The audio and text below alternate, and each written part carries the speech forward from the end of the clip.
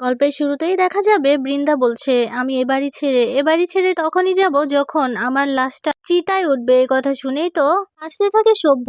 এরপর সভ্য এসে বলছে, আমি তোমাকে একটু হেল্প করতে পারি। আমি এমন কিছু মন্ত্র শিখেছি যে মন্ত্রকে না পড়লে তুমি এখনই এখনই লাশ হয়ে চিতায় উঠবে। আসলে তুমি কবে চিতায় উঠবে সেটা তো আমরা জানি না, আদৌ উঠবে কিনা সেটাও জানি না, তবে তোমাকে হেল্প করার জন্য আমি এতটুকু করতেই পারি। এই কথা শুনেই তো চমকে যায় বৃন্দা। এরপর দেখা যাবে সার্থকী বলছে, এই বড়দা কি বলছিস কি তুই? এরপর সভ্য বলছে, হ্যাঁ আমি একদম ঠিক কথাই বলছি, আমি অনেক কিছুই জানি, অনেক কিছু শিখেছি। এখন বৃন্দা যদি চায় তাহলে আমি এটা করতে পারি বৃন্দার জন্য। এইদিকে সভ্যর এমন কথা শুনে মুচকি মুচকি হাসছে প্রমিতা আর নবারণ। এদিকে সার্থকী রেগে গিয়ে সভ্যকে বলছে, এই তুই না এবার বেশি বেশি করছিস বড়দা। এরপর সভ্য বলছে, আমি বেশি বেশি করছি? একদম বেশি বেশি করছি না। এই মহিলাটা বারবার বারবার এই বাড়িতে এসে কোনো না কোনো একটা অঘটন ঠিক ঘটাবে, সেই কারণে আমি এসব কিছু বলছি। এরপর দেখা যাবে বৃন্দা রেগে সেখান থেকে চলে যায়। এরপর সবাই একে একে চলে যায়। এরপর প্রমিতা পাঞ্চালীকে বলছে, হ্যাঁ রে পাঞ্চালী, রাঙা পৌঁছে কি ফোন করেছিল? রাঙা আদৌ ঠিকঠাক পৌঁছেছে তো? প্রমিতা এই কথা বলে চিন্তা করতে থাকে। ওইদিকে দেখা যাবে রাঙা পৌঁছে গেছে সেই জঙ্গলে। এরপর হোটেল রুমের একটা স্টাফ এসে রাঙাকে বলছে, ম্যাডাম আজকে থেকে আপনি এই ঘরেই থাকবেন, আপনার কোনো সমস্যা হলে কিছু প্রয়োজন হলে আপনি শুধু আমাকে ফোন করবেন, আমি এসে যাবো। এই কথা বলতে রাঙা বলছে, আচ্ছা তুই আমাকে ম্যাডাম কেন বললি? ম্যাডাম বলছিস কেন? এরপর দেখা যাবে সেই মেয়েটা বলছে, আসলে ম্যাডাম আপনার যে যোগ্যতা সেই যোগ্যতা অনুযায়ী আপনাকে ম্যাডাম না বললে সত্যি আমাদের খারাপ লাগবে। আর হচ্ছে আপনি এত ট্যালেন্টফুল একজন মেয়ে যে কিনা এত বড় বড় কাজ করেছে, এত অপরাধীদের শাস্তি দিয়েছে, আপনাকে সত্যি আমরা শ্রদ্ধা করি।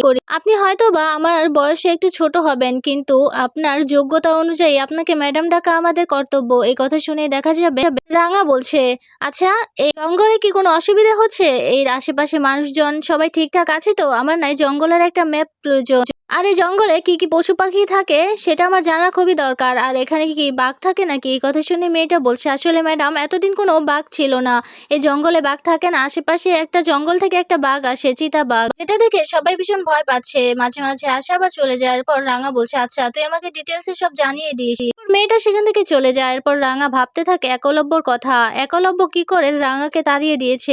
রাঙাকে কথা দিয়েছে একলব্য বাচ্চার কোনো সমস্যা হবে না। এরপর বাচ্চাকে রেখে কি করে রাঙা এলো সে কথাই ভাবতে থাকে আর কাঁদতে থাকে রাঙা। তখনই রাঙার ফোনটা বেজে ওঠে।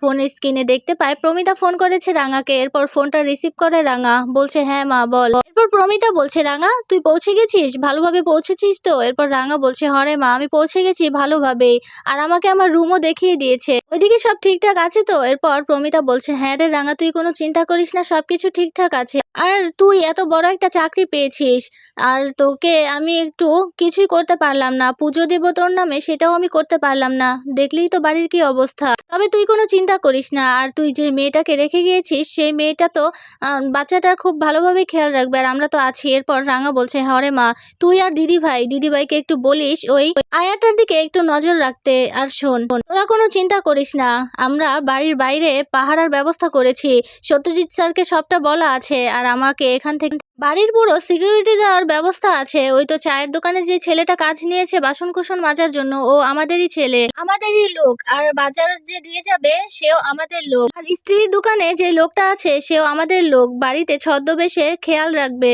যাতে বাড়ির কোনো লোকের কোনো সমস্যা না হয়, কেউ যেন অ্যাটাক করতে না পারে। আর আয়াটাকে তো তুই খুব ভালো করেই জানিস, তাই কোনো সমস্যা হলে তুই ওদেরকে বলবি, আমি কিন্তু কাউকে বলিনি। এ কথা তুই, আমি আর সত্যজিৎ স্যার স্যার আর কেউ জানে না। যদি কোনো সমস্যা হয় ওদেরকে বলবি। এ কথা শুনে প্রমিতা বলছে, হ্যাঁ রাঙা তুই কোনো চিন্তা করিস না। এরপর রাঙা বলছে, পূরণবাবু মেয়েটাকে রেখে দিল, আমাকে মেয়েটার কাছে থাকতে দিল না, আর আমাকে ওখানে চলে আসতে হলো কাজের জন্য। জানি না মেয়েটা আমার কিভাবে থাকবে। এই কথা শুনে প্রমিতা বলছে, রাঙা তুই কোনো চিন্তা করিস না, সাবধানে থাকিস। কথা বলে ফোনটা রেখে দেয়। এরপর দেখা যাবে ব্যাগ থেকে রাঙার মেয়ের ছবিটা বের করে কাঁদছে আর বলছে, মা তোকে ছাড়া আমার থাকতে খুবই কষ্ট হচ্ছে রে, তুই সেই ছোট্ট মেয়েটাকে রেখে আমার এখানে আসতে হলো। তোর তোর বাবা চায় না আমি তোর কাছে থাকি, তোর বাবা ভয়টো পায় যে আমি তোর কাছে থাকলে তোর ক্ষতি হয়ে যাবে, সেই কারণেই তোর বাবা আমাকে তোর কাছে থাকতে দেয় নাই। তোর বাবা সেদিন খুব খুশি হয়েছে, তোকে আমি এনে দিয়েছি তাই তোর বাবা ভীষণ খুশি হয়েছে, তোর বাবার এই আনন্দটা আমি কেড়ে নিতে চাই না।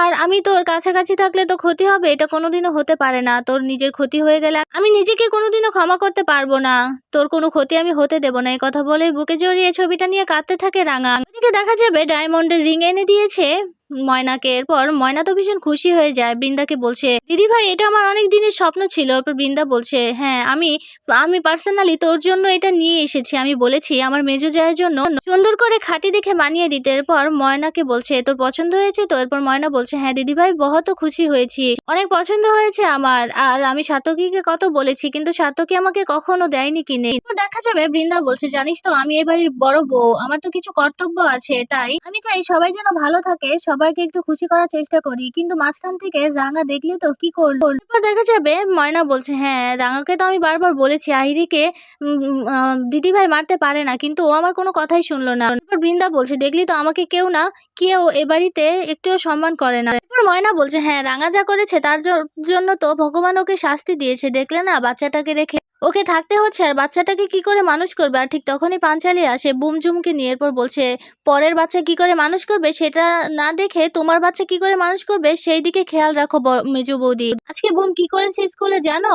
স্কুল থেকে গার্ডিয়ানকে কল করা হয়েছে, আর বাড়িতে কি কি হচ্ছে তুমি তো কিছুই জানো না। এরপর ময়না বলছে কি হয়েছে বুম, এই বুম তুই কি করেছিস, আবার কি দুষ্টুমি করেছিস তুই? এরপর বুম বলছে আমি কিছুই করিনি মা। এরপর দেখা যাবে পাঞ্চালি বলছে স্কুল থেকে স্যার ফোন করেছিল, বুম নাকি কার জ্যামিতি বক্স নিয়ে চলে এসেছে। এই কথা শুনেই তো অবাক হয়ে যায় ময়না আর বৃন্দা। এরপর দেখা যাবে পাঞ্চালি বলছে ছেলেটা স্কুলে কি কি করে না করে সেটাও তুমি খেয়াল রাখো না, এরপর যখন স্কুল থেকে বের করে দিবে তখন বুঝবে। এরপর ময়না বলছে কি বুম তুই এটা কি করে করতে পারলি, তুই চুরি করলি? এরপর পাঞ্চালি বলছে এটা তো এমন কিছু না, আমি শুনলাম তুমিও নাকি বিয়ে বাড়িতে গিয়ে কার গয়না চুরি করেছো, তারপর বললে যে কেউ দেখেনি কোনো সমস্যা হবে না। এই কথা শুনে বুম বলছে হ্যাঁ মা আমিও চুরি করেছি, কেউ তো দেখেনি। এই কথা শুনে ময়না রেগে যায়, রেগে গিয়ে বুমকে বলছে এই তুই চুপ করবি, তোর সাহস অনেক বেড়ে গেছে তাই না, মার খাবি কিন্তু তুই আমার হাতে। এরপর পাঞ্চালি বলছে শোনো মেজো বৌদি বাচ্চাদের এভাবে শাসন করতে হয় না, আর বাচ্চাদের ভালোবাসা দিয়ে শাসন করতে হয়। এখন থেকে তোমার বাচ্চা কিভাবে কি করছে সেই দিকে একটু খেয়াল রাখো, পড়াশোনার দিকে খেয়াল রাখো, যখন বের করে দেবে তখন বুঝবে। এই যে বড় বৌদি তুমি মেজো বৌদিকে তুমি কি ঘুষ দিচ্ছ, ওকে গয়না দিয়ে হাত করার চেষ্টা করছো? শোনো বড় বৌদি তোমাকে একটা কথা বলে রাখি, তুমি না আর কোনো ক্ষতি করার চেষ্টা করো না, কারোর কোনো ক্ষতি করার চেষ্টা করো না, অশান্তি করার চেষ্টা করো না। তুমি তো রাঙাকে চেনো, রাঙা কি কি করতে পারে সেটা খুব ভালো করেই জানো। রাঙা এখান থেকে চলে যেতে পারে কিন্তু ওর নজরে তুমি আছো। এমনিতে মেয়েটা ছোট বাচ্চাটাকে রেখে দূরে চলে গেছে, তার তো কষ্ট হচ্ছে, এর মধ্যে যদি তুমি আবার কিছু করো, তাই তোমাকে হাত জোর করে বলছি প্লিজ আর কোনো কিছু করার চেষ্টাও করো না। চল বুমঝুম তোদেরকে চেঞ্জ করে দিয়ে কথা বলে বুমঝুমকে নিয়ে পাঞ্চালি চলে যায়। এইদিকে দেখা যায় পাঞ্চালির কথা শুনে ভীষণ রেগে যায় বৃন্দা। এরপর ময়নাকে এসে বলছে এই পাঞ্চালি এগুলো কি বলে গেল, আর ওর সাহস কি করে হয় আমাদের এইসব কথা বলা। আচ্ছা ময়না ওরা এখন কি করছে, ওরা কেন এই বাড়ি থেকে এখনো চলে যাচ্ছে না? এরপর ময়না বলছে ওরা তো এখন মোটা টাকা ইনকাম করে। এরপর বৃন্দা বলছে মোটা টাকা ইনকাম করে তাহলে এই বাড়ি থেকে কেন যাচ্ছে না, ওদেরকে এই বাড়ি থেকে বের করতে হবে। রাঙাকে ঠিক যেভাবে এই বাড়ি থেকে বের করে দিয়েছি ওদেরকেও বের করতে হবে, তাহলে তুই আমার সাথে হাত মিলাবি তো? এই কথা বলতেই ময়না বলছে হ্যাঁ দিদি ভাই, এই কথা বলেই দুজনেই হাত মিলায়। এরপর বৃন্দা মনে মনে বলতে থাকে রাঙা তোকে এই বাড়ি থেকে তাড়িয়েছি, আর কোনোদিনও তুই এই বাড়িতে ফিরতে পারবি না, সেই পথ আমি বন্ধ করে দেবো। ওইদিকে দেখা যাবে রাঙার কাজের জায়গায় অফিসাররা রাঙাকে একটা ছবি দেখিয়ে রাঙাকে বলছে এরাই এই শহরে এসে চুরি ডাকাতি আর ছিনতাই করছে, ওরা এক এক জায়গায় এক এক দিন থেকে থেকে এসব ছিনতাই করে তারপর হাওয়া হয়ে যাচ্ছে। আমাকে এগুলো দেখানোর কারণ একটাই, কারণ এতদিন পর্যন্ত আমরা ওদেরকে ধরতে পারিনি, এখন উপর মহলে বলেছে যে তুমি নাকি জয়েন হয়েছো, সেই কারণে আজকে থেকে এই দায়িত্বটা তোমাকে দেওয়া হলো। তুমি এদেরকে ধরতে পারবে, তুমি খুব ট্যালেন্টফুল আমরা জানি। এই কথা শুনেই দেখা যাবে রাঙা সেই লোকগুলোকে দেখে চিনে নেয়, বলছে এই লোকগুলোকে তো আমি চিনি, আমি দেখেছি, আমি যখন সমুদ্রে পড়ে গিয়েছিলাম তখন এই লোকগুলোকে আমি দেখেছি, আর এই লোকগুলোকে আমি কিছু একটা বুঝিয়ে সেখান থেকে পালিয়েও এসেছি। কিন্তু এই লোকগুলো আমার যতটুকু জানা মতে সেই লোকগুলো এক জায়গায় বেশি দিন থাকে না, ওরা চুরি ডাকাতি ছিনতাই করা হয়ে গেলে সেখান থেকে চলে যায়। এ কথাই বলছে রাঙা। এরপর সেই অফিসার গুলো বলছে হ্যাঁ তোমাকে এদেরকে ধরতে হবে, দায়িত্বটা তোমাকেই দেওয়া হয়েছে। এরপর রাঙা বলছে কোনো সমস্যা নেই, এদেরকে আমি ধরবো। এবার ওরা যেখানে যাবে সেখান থেকে ওদেরকে আর যেতে দেওয়া হবে না। ওদেরকে ওখানেই আমরা ধরে নেব। এই কথা শুনে দেখা যাবে অফিসার বলছে, "তার জন্য তো আমাদের একটা প্ল্যান করতে হবে।" এরপর রাঙা বলছে, "হ্যাঁ, আমার কাছে একটা প্ল্যান আছে।" এই কথা বলেই দেখা যাবে প্ল্যানটা বলতে থাকে সবাইকে। এরপরই রাঙার একটা ফোন আসে। ফোনটা আসতেই রাঙা বলছে, "আমার না একটা ফোন এসেছে বাড়ি থেকে।" এরপর সেই স্যার বলছে, "হ্যাঁ, কথা বলো, সমস্যা নেই।" এই কথা বলতেই দেখা যাবে রাঙা একটু দূরে গিয়ে ফোনটা রিসিভ করে। পাঞ্চালি ফোন করেছে। এরপর রাঙা রিসিভ করে বলছে, "হ্যাঁ দিদিভাই বল।" এর কথা বলতেই পাঞ্চালি বলছে, "এই নে মিতালি তোর সাথে কথা বলবে।" এরপর মিতালি ফোনটা নেয়। এরপর বলছে, "ম্যাডাম, আসলে আপনি কি ওষুধ খাওয়াতেন আমি তো জানি না। বাচ্চাটার গায়ে অ্যালার্জি হয়েছে। লাল, লাল হয়ে গেছে, কেমন যেন হয়ে গেছে। এখন ডক্টর কি আপনাকে কোনো ওষুধ দিতে বলেছে? আপনি তো মা, আপনি তো জানেন। তাই আপনাকে ফোন করেছি ম্যাডাম। আপনাকে বিরক্ত করলাম নাকি?" এই কথা শুনে দেখা যাবে রাঙা অবাক হয়ে যায়। রাঙা বলছে, "কি বলছিস কি তুই অ্যালার্জি?" এই কথা বলতেই মিতালি বলছে, "হ্যাঁ ম্যাডাম। এখন বাচ্চাকে কি আমি কোনো ওষুধ খাওয়াবো? কাল রাতে না আমি ওকে যখন খাওয়াতে গিয়েছিলাম তখন না বাচ্চাটা একটু বমি করেছিল। আর এটা দেখেই তো স্যার অনেক রেগে গেছে, অনেক রিঅ্যাক্ট করছে।" এই কথা শুনে রাঙা বলছে, "ঠিক আছে, আমি একটু ওর সাথে কথা বলতে চাই। দিতে পারবি?" এরপর মিতালি বলছে, "হ্যাঁ ম্যাডাম, আপনি একটু দাঁড়ান, আমি দিচ্ছি স্যারকে।" এই কথা বলে মিতালি ফোনটা নিয়ে যায়। দেখা যাবে অঙ্কুর দৌড়াতে বাড়িতে আসে। এরপর পাঞ্চালীকে বলছে, "পাঞ্চালী, এতদিনের স্বপ্ন আমাদের এখন পূরণ হবে।" এই কথা শুনে পাঞ্চালী বলছে, "আগে বলো তো।" এরপর দেখা যাবে অঙ্কুর বলছে, "আমরা এতদিন যেখানে একটা রেস্টুরেন্ট খুলবো বলে ভাবছিলাম, সেই জায়গাটা আমরা পেয়ে গেছি।" এরপর এই কথা শুনে ভীষণ খুশি হয়ে যায় পাঞ্চালী। ওইদিকে দেখা যাবে বাচ্চাটা ভীষণ কান্নাকাটি করছে। এরপর একলব্য বাচ্চাটাকে কান্না থামানোর চেষ্টা করছে। এরপর মিতালি সেখানে যায়। মিতালি গিয়ে বলছে, "স্যার, আপনার সাথে ম্যাডাম কথা বলবে।" এরপর একলব্য বলছে, "কে ম্যাডাম?" এরপর মিতালি বলছে, "আপনার ওয়াইফ।" এই কথা শুনেই রেগে যায় একলব্য। বলছে, "ওকে কেন ফোন করেছো? ও তো কাজে গেছে নাকি? এভাবে বিরক্ত করলে ও কাজটা কি করে মন দিয়ে করতে পারবে বলো তো? বাচ্চাটাকে তো আমি সামলে নিচ্ছি, আমার মেয়েকে আমি সামলাতে পারবো।" এরপর মিতালি বলছে, "কথা বলবে ম্যাডাম।"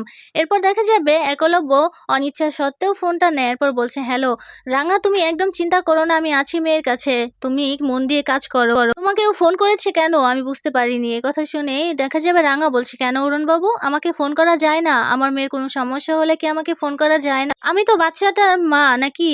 আমার মেয়ের কিছু হলে জানার অধিকার নেই নাকি আমার? আমি তো মা, তাই আমার অধিকার আছে উড়ানবাবু। তুই এতে মানা করতে পারিস না।" এই কথা বলে কাঁদতে থাকে রাঙা।